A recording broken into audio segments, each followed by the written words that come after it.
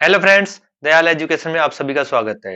दोस्तों, आज हम फ्यूचर परफेक्ट और फ्यूचर परफेक्ट कंटीन्यूअस टेंस पढ़ने वाले हैं।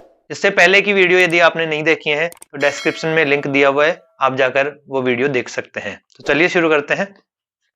फ्यूचर परफेक्ट टेंस, इसकी पहचान है फ्यूचर में घटित होकर पूर्ण हो जाने वाली क्रियाओं के लिए इस टेंस का प्रयोग किया जाता है कि कोई एक्शन है जो फ्यूचर में घटित हुआ है और वह फ्यूचर में पूर्ण हो चुका है, तो उसके लिए हम इस टेंस का प्रयोग करते हैं। इसकी हेल्पिंग वर्ब है shall will plus have plus verb की थर्ड फॉर्म का हम यहाँ प्रयोग करते हैं।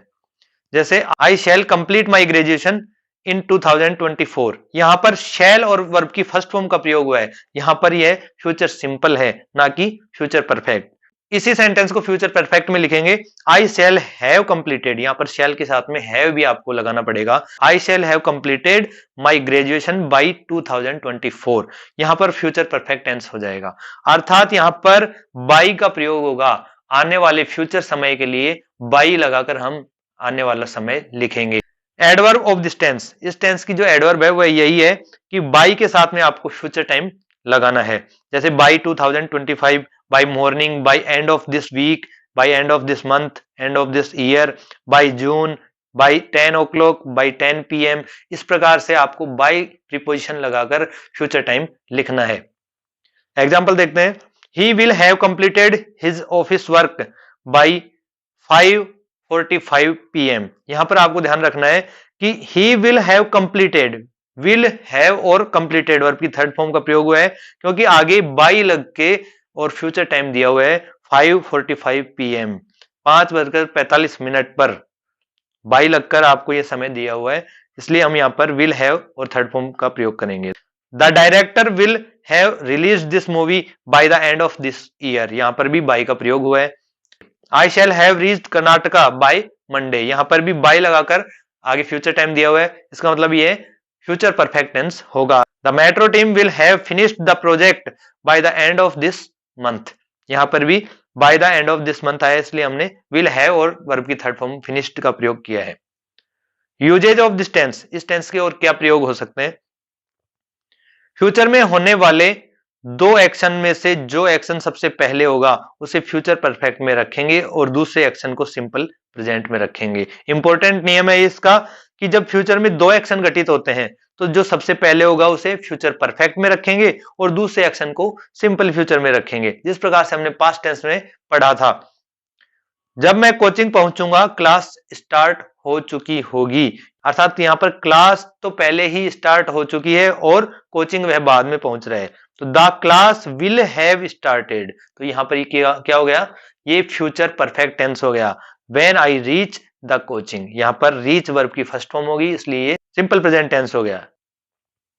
इस प्रकार के वाक्य में कनेक्टिव जो कंजक्शन लगते हैं वो when, bye the time, before इस प्रकार से लगाए जाते हैं। जैसे पास्ट टेंस में लगे थे उसी प्रकार से when, bye the time, before का प्रयोग यहां पर कंजक्शन के रूप में किया जाता है।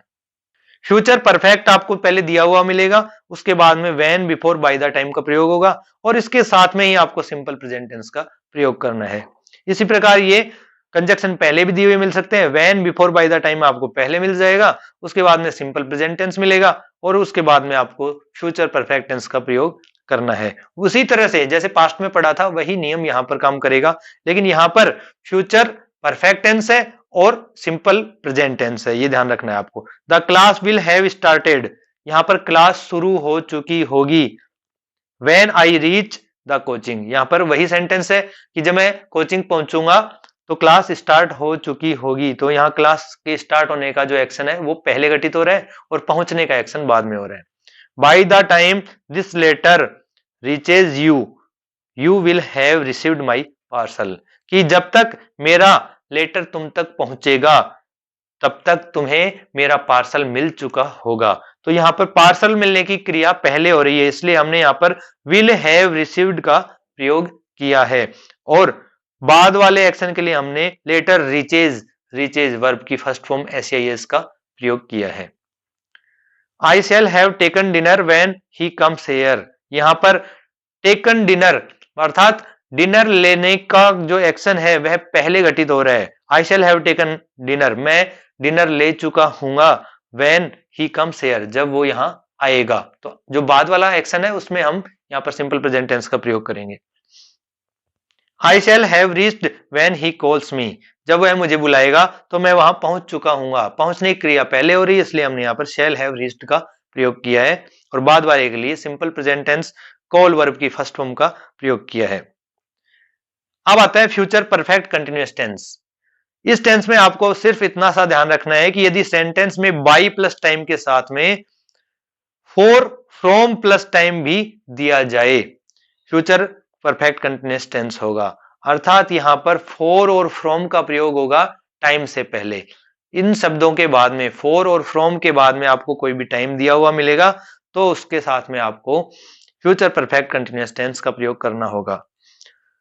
इस टेंस में सिंस फोर के स्थान पर फ्रॉम या फोर का प्रयोग होता है। यह महत्वपूर्ण है इस टेंस के लिए कि इस टेंस में सिंस तथा फोर के स्थान पर फ्रॉम तथा फोर का प्रयोग किया जा रहा है।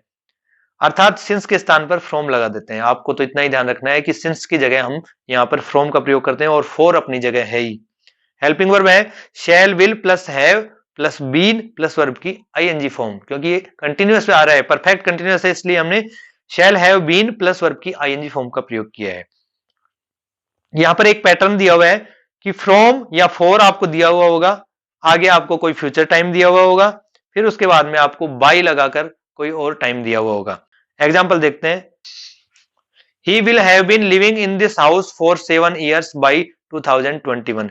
यहां पर बाई के साथ में फ्यूचर टाइम मिलेगा और सिंस फोर की जगह आपको फ्रॉम या फोर का प्रयोग मिलेगा, तो यहां पर फोर का प्रयोग दिया हुआ है, इसलिए हम यहां पर फ्यूचर परफेक्ट कंटिन्यूअस टेंस का प्रयोग करेंगे। Will have plus been plus verb की आईएनजी फॉर्म लिविंग का हम यहां प्रयोग करेंगे।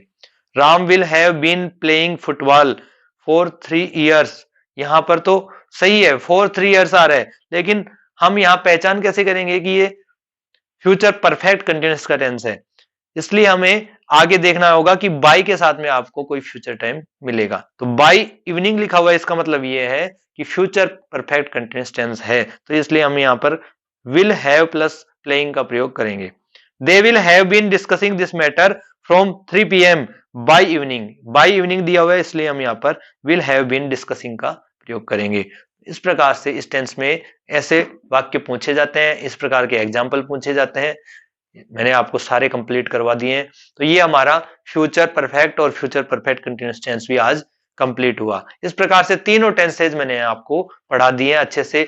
यदि किसी को कोई प्रॉब्लम आ रही है टेंसेज में, तो आप रिपीट करके वीडियो देख सकते हैं। जैसे जैसे आप 1-2 बार वीडियोस देखेंगे तो आपको यह टेंस क्लियर हो जाएंगे। सारी जानकारी मैंने आपको दी है, जिस प्रकार से एग्जाम में क्वेश्चन पूछे जाते हैं, जिस प्रकार से आपको एग्जाम्पल मिलते हैं एग्जाम में, सारे मैंने आपको सोलो करवाए हैं। तो आप इन वीडियोज को डिस्क्रिप्शन में लिंक दिए हुए हैं, जाकर आप इनको सबको देख सकते हैं। और यदि चैनल पर नए हो तो अभी चैनल को सब्सक्राइब कर लो, बेल आइकन दबा लो, जिससे हर एक नोटिफिकेशन आप तक पहुंच सके। तो चलिए मिलते हैं नेक्स्ट वीडियो में नए टॉपिक के साथ में, तब तक के लिए धन्यवाद।